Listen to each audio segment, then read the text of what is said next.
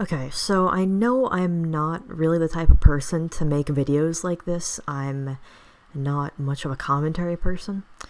But given the recent state of events, I feel like it's kind of important right about now. So for those of you guys who don't know, I'm Gia, or you might know me as Magni.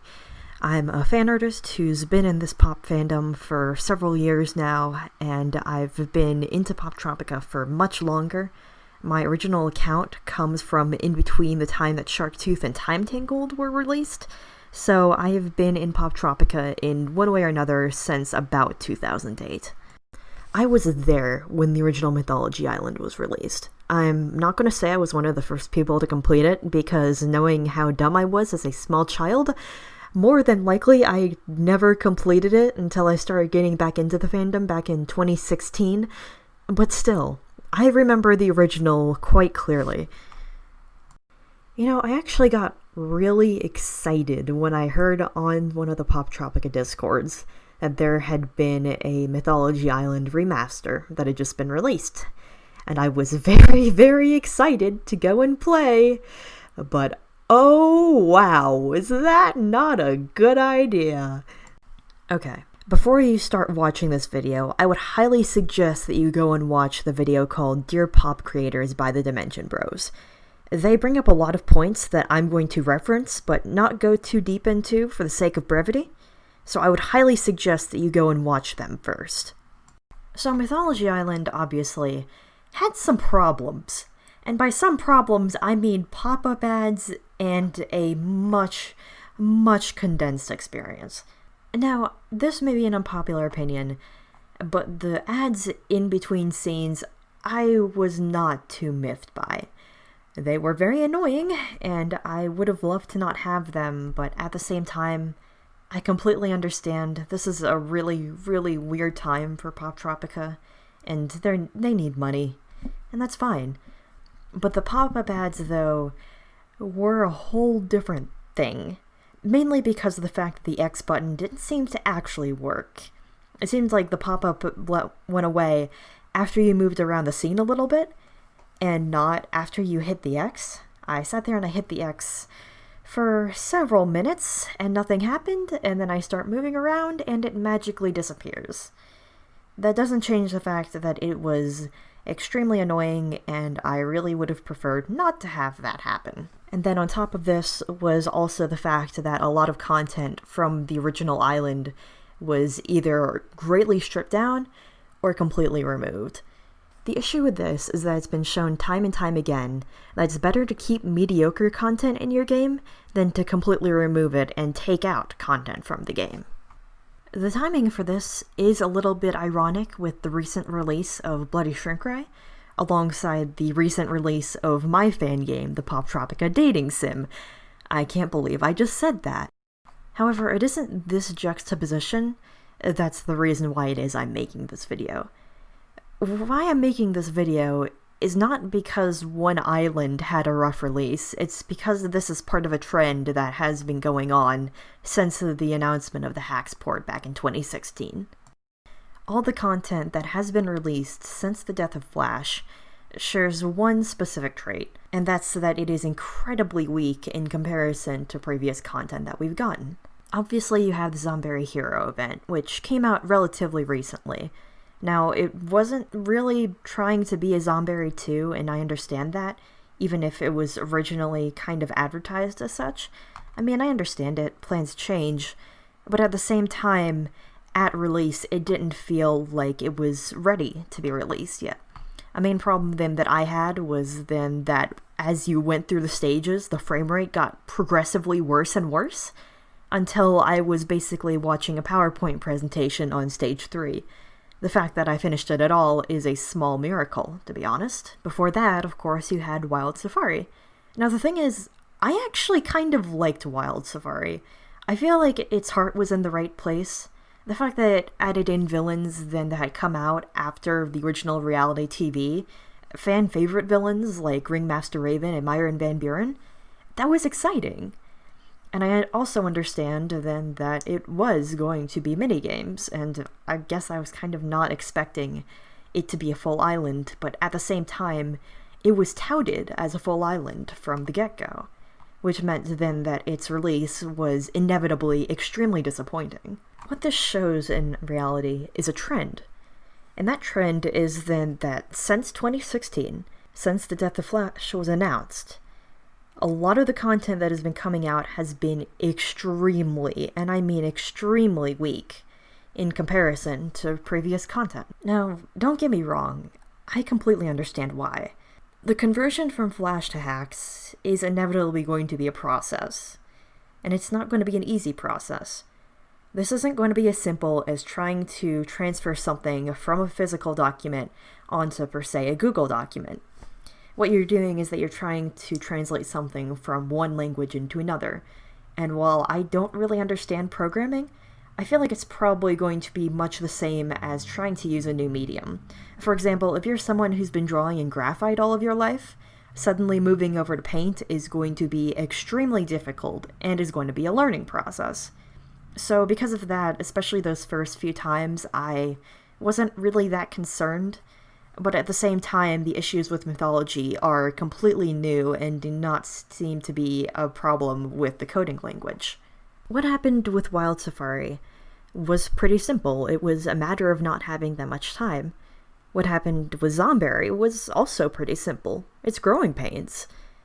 But what happened with mythology is where things get really strange, because it seems like with mythology, it was a completely different issue.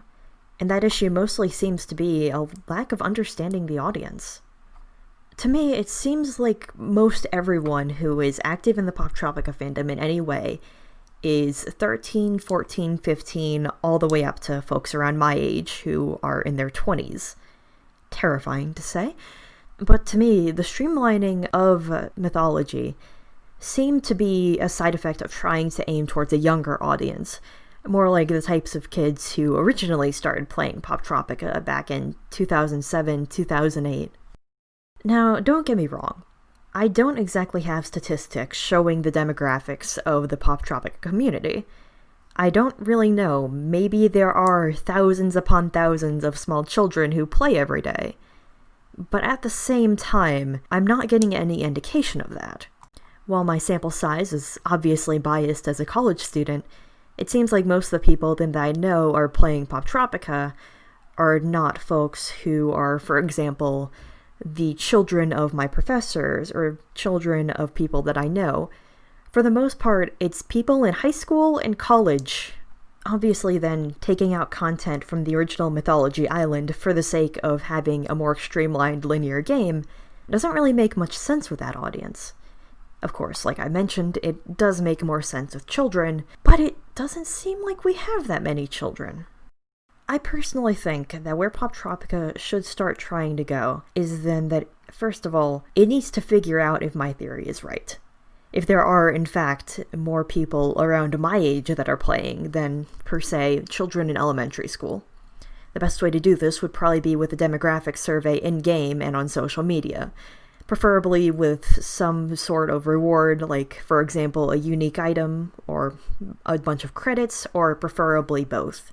If it turns out that I am completely wrong, then I'll bite my tongue. If that's the case, disregard every single thing that I've said.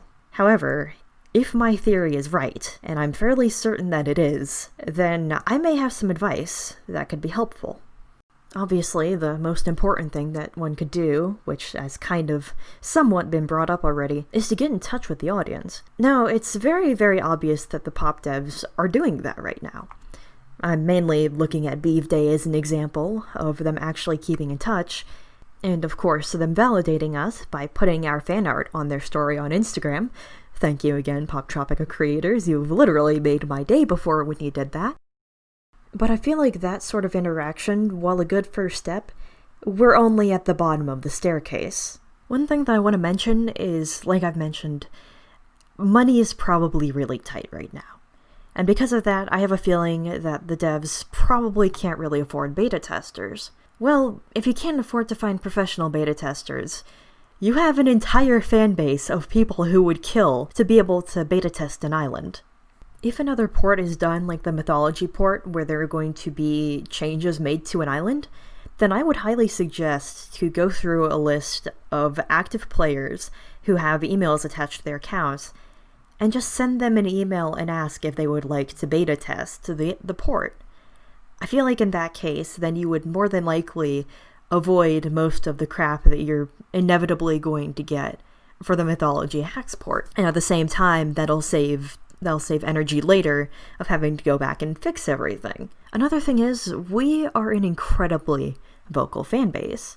We talk a lot about what we would like to see from future islands, as well as analyzing the ones that have already come out. And honestly, we would love to get a little bit more in contact with the devs and let our voices be heard. Now, one of the issues that I've actually had with trying to do this is through the email system. First of all, I just want to say, Lauren K., God bless you for always answering me back, but at least it seems like always answering me back when you actually get those emails. Between me and a few friends of mine who are also in this community, it seems like you guys only actually receive emails, or at least respond to them, about 50% of the time. And I mean, I understand you can't respond to every single email, but this is including things like bug reports, and we haven't heard back on them or how to fix anything, which makes me think that there might be an issue with the email system. Along with this, of course, there are also two very public, very big Poptropica discords.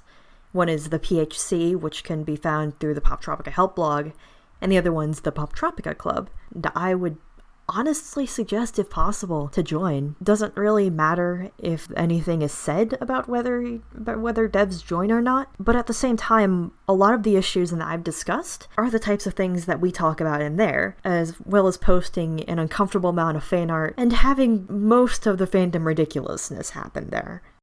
Of course, if that would prove a bit too chaotic of trying to keep up with two different Discord channels, then my offer still stands. I would love to be able to start a pop committee of a small group of us who can actually funnel some of this information to the devs. Honestly, everything for that is set up. We just need some sort of response back, and that could be something that could be started. Now, generally, I would say that this is a decision that needs time to be made of what exactly is going to happen.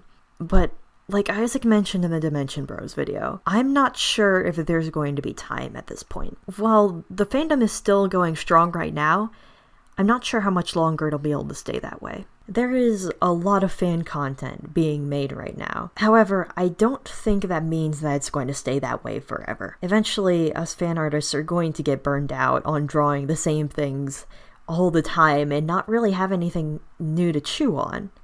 And while things like custom quests are giving us more content to satiate us, at the same time, that can't stay the same way forever. As has been proven with things like Skylanders, Club Penguin, and Toontown, fan content will keep a game alive, but if there's no new content from the actual game, the fandom will abandon the actual game and decide instead to just communicate amongst themselves. Again, normally I wouldn't be one to push, but we're getting into desperate times, and desperate times call for desperate measures. So, look, Poptropica creators, if you've actually found this video, and if you've gotten this far, then I would highly suggest that you heed my advice. And at the very least, if you don't heed mine, listen to the rest of us. I've loved this game for years, and I really don't want to see it die like all of my other favorite childhood games. And frankly, if I can help to keep this thing alive, I would love to do that. But of course, I'm not the one with the game. In the end, the game is in y'all's hands. I know that was a bit of a dramatic ending, but what can I do? I'm a writer, what do you expect from me? Anyways though, it's late here and I have a school project that I've kind of been putting off. I hope y'all have a good day, and for now, it's Gia, signing out.